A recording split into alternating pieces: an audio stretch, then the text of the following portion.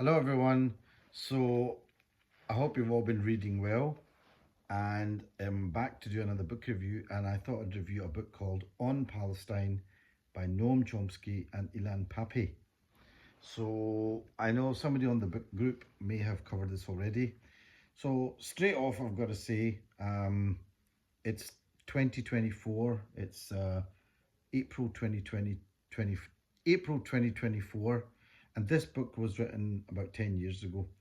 And this is before all the events in Gaza, before the pretty much ongoing genocide and destruction of Gaza, and the horrific events that we can see at the moment, and October 7th and all that kind of thing.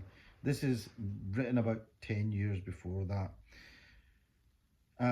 So it's a strange thing. It's like opening a sort of time capsule and seeing what people were saying about Palestine and the occupied territories 10 years ago. It's written by Noam Chomsky and Ilan Pappe.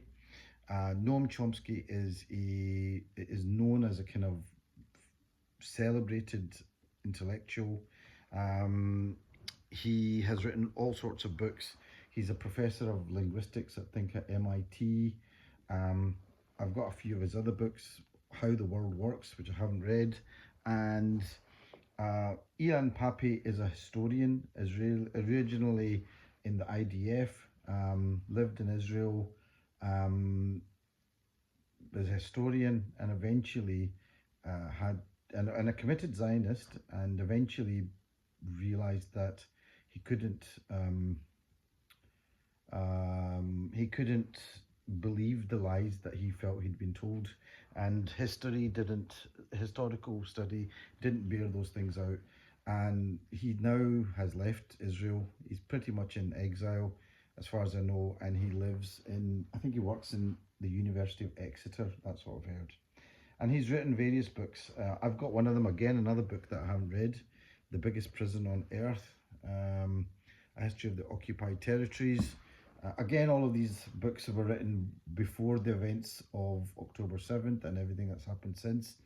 And he's also written a book called The Ethnic Cleansing of Palestine, which there's probably something to say about that, because I think after having read On Palestine, I think that's probably the book, if I'm going to read about Palestine, I'll probably have to read that to understand the history from the beginning. Noam Chomsky and Ilan Pappe basically are both Jewish. They're intellectuals. They play a big part in the idea of the freedom of Palestine, the Palestinian people. And they got together and had a conversation with another person called, and he deserves a mention, Frank Barat, who's a Frenchman, and they decided that they would turn this into a book. So first of all, as a book review, I've got to say that this is 14 years old, but so much of what it says completely applies. And in some ways, it's quite good reading a book like this, because what they predicted has actually come to pass. It's kind of like some of the things they were talking about, they were saying, look, it appears like this.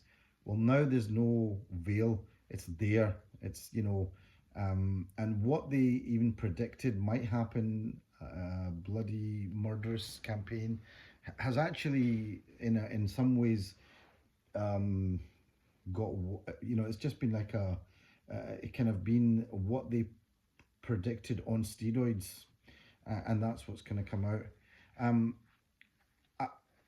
It's not a big book, and if you are somebody who wants to read about the whole conflict in Palestine, I think this is a good book to read, because it's not that big and it's more like a conversation. It doesn't feel hugely heavy, but the subject of Palestine is heavy, because ultimately what they're talking about is an ethnic cleansing of a land where a people lived, and they've literally been killed in the most horrific way.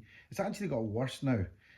When they were talking about this book, they were talking about a figure of 2 children being killed in the occupied territories a week, and they thought that was bad enough. They thought that was terrible. Now I think there's a figure of is it 85 children a day in the last 6 months have been killed. I may have that wrong. I can't believe that I'm saying I may have this wrong. I may have it wrong. It might be 85 people or 85 children. I'm not sure. Terrible that I'm having to question whether it's children or adults.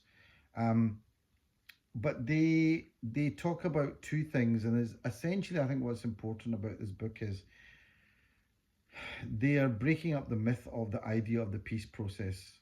And the second thing is the idea of this two-state solution. So really what they come down to is the idea of the peace process is just bullshit. It was a smokescreen. All it was there for was for people to say the peace process is going on, two-state solutions, but really what it was to hide the continuing land grab that was to continue. That is the project of Zionism, ultimately, is to get rid of the Arabs and establish a Jewish majority place, and have that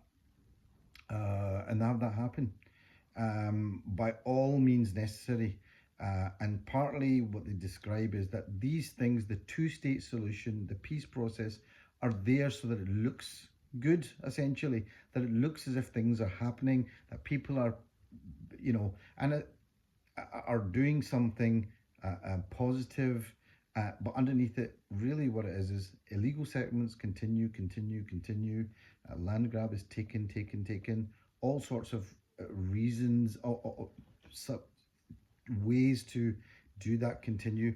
So there's two things that now people are talking about much more commonly, which I think probably did, they probably were the two people to really publicize it. One is the idea of Israel being a settler colony in the way of the 19th century, the way that other countries were colonized: Canada, America, Australia, New Zealand.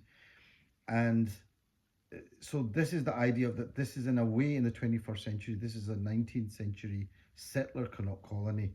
And the only way to colonize that place and settle it is to get rid of the people that are there by violence. And that's what's brought up.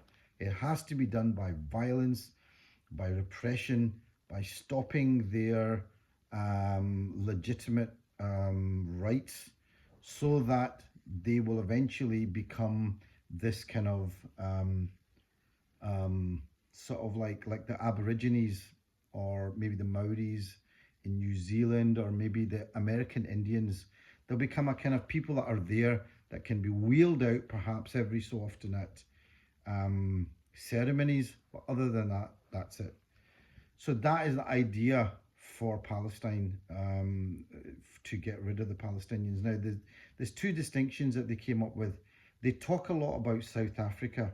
So in this book, really they state the case that ultimately the state of Israel is an apartheid state. Zionism does equate to racism, which it does, because it excludes one particular group of people. It also talks about the fact that Israel would not be able to survive without the support of the United States and the UK. This is ultimately what the thing that comes down to is that, and they make a lot of comparisons with South Africa, which was also a racist apartheid state at one time, and gave that up. But they also make the point that, look, South Africa was able to survive and didn't care what the rest of the world thought, as long as the US supported it and the UK supported it. But ultimately the US, that is the same case as the state of Israel, which is what the authors want to bring out in this book. So that as long as the US supports Israel, they don't really care what anybody else in the world thinks. So that's a big point of it. The other point, like I said, was the idea that the peace process was a bogus process. It always was. The idea of the peace process was to buy time so that land grabs could continue, but it looked nice. It looked like as if something was happening. The other idea was this idea of the two-state solution. There's never been an idea that there'll be a two-state solution. In fact, in this book, the Ilan, Pappe, and Noam Chomsky, who are both Jewish, by the way, intellectuals, and they've actually said, look, The idea was never that the Palestinians would be allowed to stay. They were to be removed and killed, but bit by bit. The other thing that the qualification that they made was that, look, the difference between South Africa and Israel was that in South Africa, black people were needed. They were needed in South Africa to be the workforce, so they couldn't get rid of all of them, and they still remained the majority. In Palestine, it's different. They have been, the idea is to remove them as much as possible. And interestingly, in Gaza now, Indian workers are now being imported from India to take the place of the Gazans in their own land. I don't know what Indians must think of this, but surely at some point they've got to go. We can't take part in this. And this is another big part of this book. He talks about the complicity of the US being the biggest one. But the idea is that if places like India are complicit in the destruction of these territories in Gaza, and they're complicit basically. They're part of the mechanism to destroy the people that are actually there. So that's another point that the guy brings up in this book. There's a lot in this. It's basically, I would call it a primer. It's probably a first book if you want to read about what has set the table and what set the table for what's happened now. It was, like I said, it was written 14 years ago. It's not a big book. It's quite a small book. And like I said, it's mostly kind of dialogue. Sometimes it's a selection of speeches by Noam Chomsky, or discussions, or not even discussions, it's what Noam Chomsky says. Sometimes it's what Ilan Pappe says. And then there's a section where they're both discussing between the two of them. And then at the end, there's a few things that they said at the United Nations. I did write something down. So if you give us 2 seconds.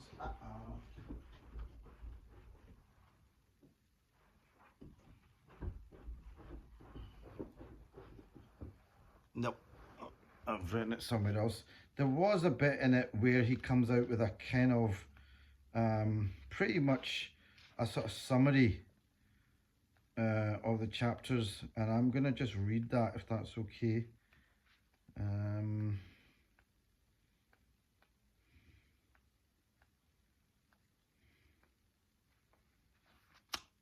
No, it's not here.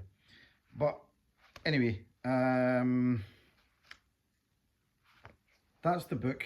It's On Palestine by Noam Chomsky and Ilan Pappe. Like I said, they're two very prominent intellectuals. They've written lots of other books, but I think this is a good one to start with. I think it's not a nice subject. No one likes to hear about it, but I think in today's world, this is probably the biggest foreign policy issue of our times. It could be the start of World War III. I mean, just now, I think last thing I heard, Israel sent missiles back to strike Iran. Iran could strike missiles back again. It could bring in a regional conflict that might not be contained. It could be the next nuclear strike. Israel does have nuclear weapons. Iran does not. Certainly not at the moment, but I could see why they would want to.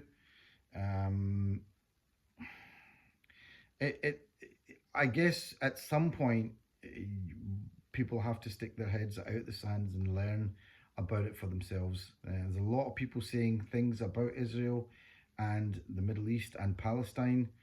Personally, really what it comes down to is, at the end of the day, the only solution that's really going to work is a one-state solution where people have equal rights. And that includes Muslims, Jews and Christians there. What will happen, I don't know. But anyway, On Palestine by Noam Chomsky and Ilan Pappe. This one's written, published by Penguin. Hope you enjoy this. Speak to you soon. Until then, keep reading well.